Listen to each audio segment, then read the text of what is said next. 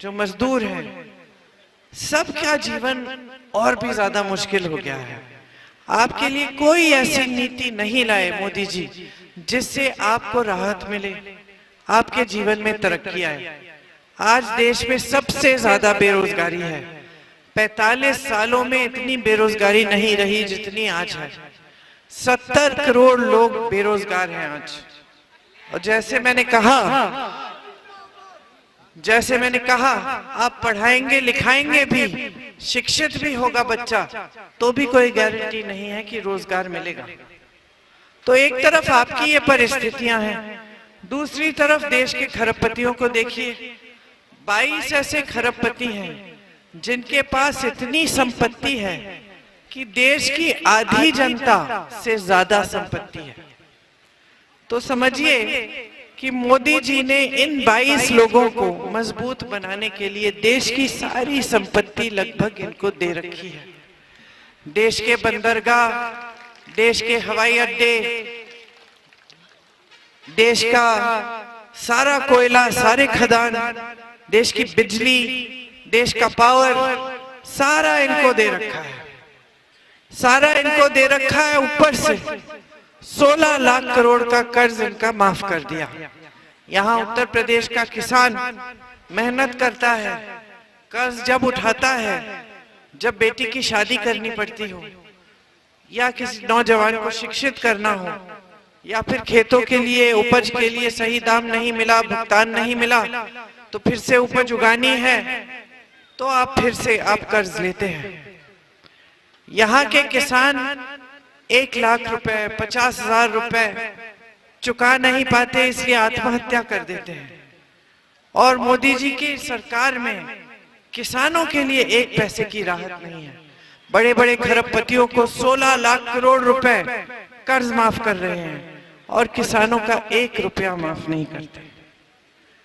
तो परिस्थितियां ये हैं कि देश का गरीब, देश का मिडिल क्लास संकट में है और गरीब होता चला जा रहा है, और देश का खरबपति और अमीर हो रहा है।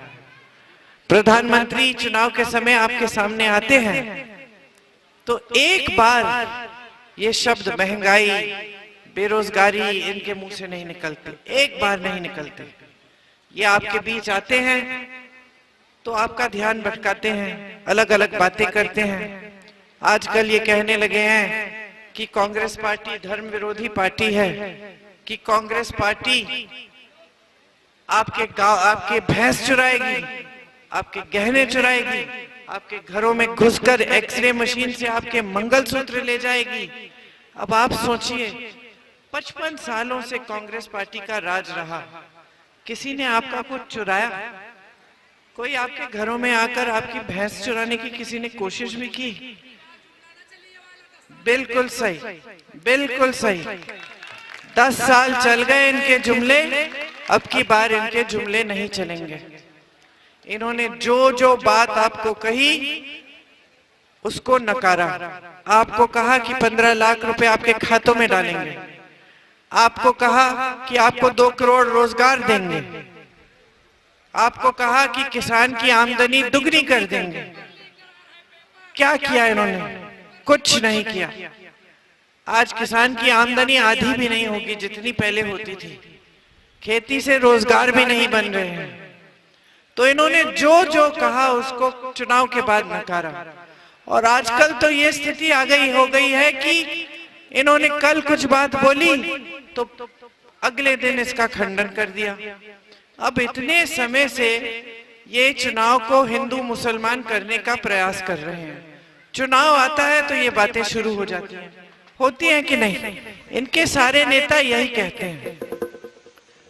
2 दिन पहले प्रधानमंत्री जी अपने नामांकन के लिए आए और उन्होंने एक पत्रकार से कहा कि मैंने तो ऐसी बात कभी करी नहीं, मैं देश का प्रधानमंत्री हूं, अगर मैं ऐसी बात करूंगा तो मैं प्रधानमंत्री पद के योग्य ही नहीं हूं।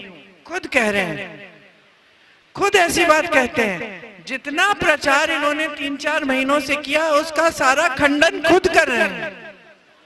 अगले दिन जाते हैं महाराष्ट्र प्रचार करने के लिए, अगले दिन फिर वही प्रचार जिसका पहले बीच में खंडन किया हुआ है।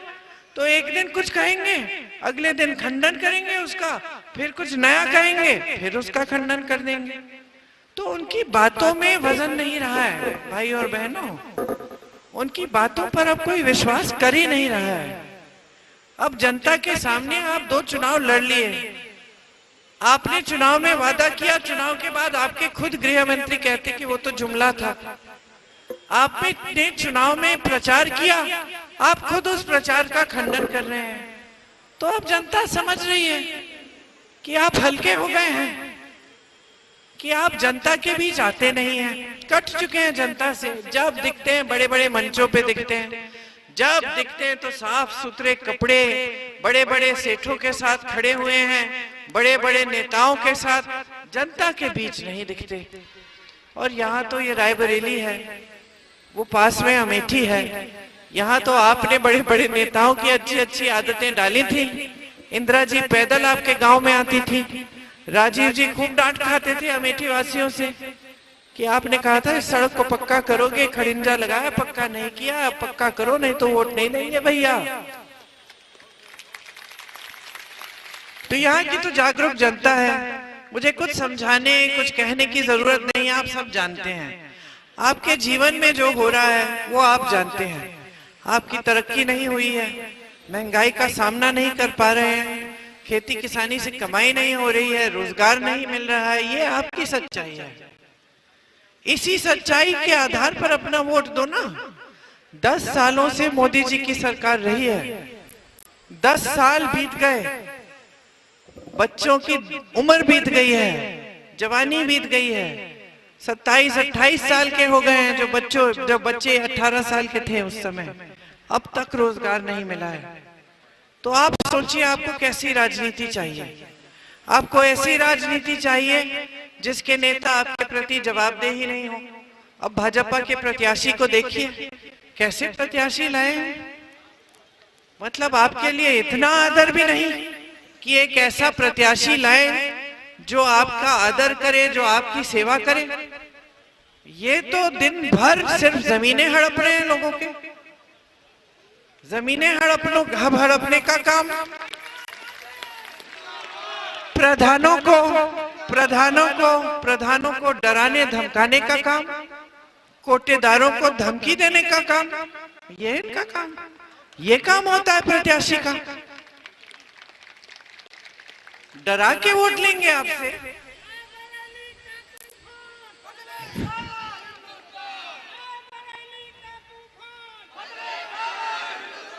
ये हमारी पूरी विचारधारा के विपरीत है, कांग्रेस की पूरी विचारधारा के विपरीत है। कांग्रेस की विचारधारा ये है कि बड़े से बड़ा नेता जानता है, नेता बनाने वाले आप हैं। बड़े से बड़ा नेता जानता है कि मंच पे खड़ा करने वाले आप हैं, कि आपके समर्थन के बिना कुछ नहीं है। और ये ऐसे अहंकार के साथ आपके बीच आते हैं, मारपीट करते हैं। ये इनकी हरकतें आप बर्दाश्त मत करो, बर्दाश्त करने की जरूरत नहीं है, हम सब हैं, डरो मत।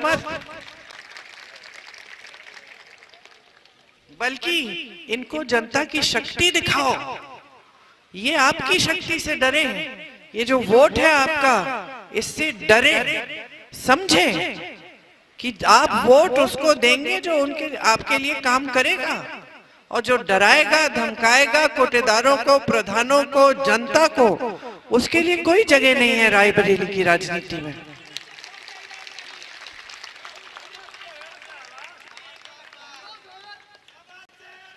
तो ये आपको देखिए, आपको ये बात अच्छी तरह से समझनी पड़ेगी कि जो राजनीतिक दिशा तय करता है लोकतंत्र में, वो जनता ही होती है। आप यहां से तय करो, देश भर में संदेश भेजो, हमें सच्चाई की राजनीति वापस चाहिए। हमें वो राजनीति वापस चाहिए जिसका एक एक नेता श्रद्धा से हमारे प्रति आदर दिखाए, हमारे लिए काम करे। राहुल गांधी जी को देखिए, 400 किलोमीटर पैदल चले हैं कन्याकुमारी से कश्मीर, मणिपुर से मुंबई तक चले, सिर्फ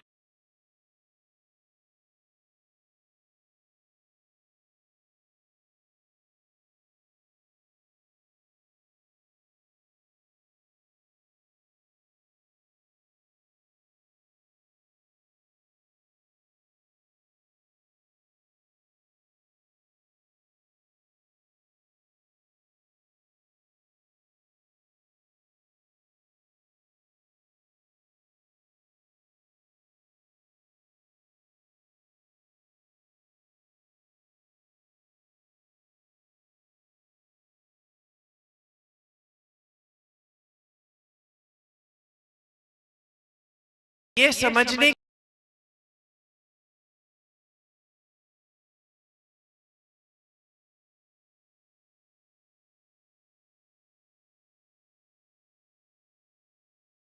एक पैसा नहीं देना पड़ता। हमने अपने न्याय पत्र में लिखा है कि अगर देश में हमारी सरकार आएगी तो हम हर गरीब परिवार की सबसे बड़ी महिला को 8,500 रुपए सीधे खाते में डाल के देंगे। इससे परिवार में 1 लाख रुपए सालाना आ जाएंगे। ये हम करना चाहते हैं आपके लिए। हम कह रहे हैं कि आशा, आंगनवाड़ी, मिड डे मील की महिलाओं के लिए हम दुगनी राशि भेजेंगे केंद्र से, ताकि आपका मानदेय बढ़ जाए। हम कह रहे हैं कि सरकारी जो रोजगार है उनमें से आधे रोजगार आपको देंगे, महिलाओं को देंगे। हम कह रहे हैं कि किसान आज खेती से कमा नहीं पा रहा है, कर्ज लेता है, कर्ज में डूब जाता है, आत्महत्या करता है। मोदी जी बड़े बड़े खरबपतियों के कर्ज माफ करते हैं, किसानों के नहीं करते। इसीलिए हम कह रहे हैं कि आपके कर्ज माफी के लिए हम एक स्थायी आयोग बनाएंगे, जिससे जब जब आपको संकट हो आप उस आयोग में जाकर सुविधा उसकी उठा सकेंगे, ले सकेंगे। इसके अलावा हम कह रहे हैं कि खेती के हर सामान से हम जीएसटी हटा देंगे। आपके लिए वो सामान सस्ते हो जाएंगे। एक कानून लाएंगे जिसके तहत 30 दिन के अंदर अंदर अगर आपके खेतों का नुकसान हो तो आपको मुआवजा मिलेगा। हमने छत्तीसगढ़, राजस्थान और मध्य प्रदेश में किसानों के कर्ज माफ करके दिखाया है। आज के दिन, आज नहीं, जब हमारी सरकार थी छत्तीसगढ़ में, अभी 6 महीने से नहीं है, लेकिन जब तक हमारी सरकार थी हमने आवारा पशु की समस्या खत्म कर दी थी। हमने गौशालाओं को मजबूत किया। गौशालाओं में हमने स्वयं सेवा समूह जोड़े, महिलाओं को रोजगार दिया। जो दूध मिलता था उसमें से खोया, पनीर, मिठाई, ये सब चीजें बनाना, उसकी पैकेजिंग सिखाई ताकि महिलाएं उनको बेच पाए। उसके अलावा सरकार ने गोबर खरीदा। जब सरकार ने कहा कि हम गोबर खरीदेंगे, जनता ने पशु रखना शुरू किया, क्योंकि उससे आमदनी मिल रही थी। और इस तरह से सारी समस्या हल हो गई। जनता भी खुश थी, जानवर भी खुश था, सरकार भी खुश थी। नौजवानों के लिए हम ये जो 30 लाख सरकारी पद आज मोदी जी की सरकार में खाली हैं, उन 30 लाख पदों को हम भरेंगे। हम कह रहे हैं कि जो स्नातक पास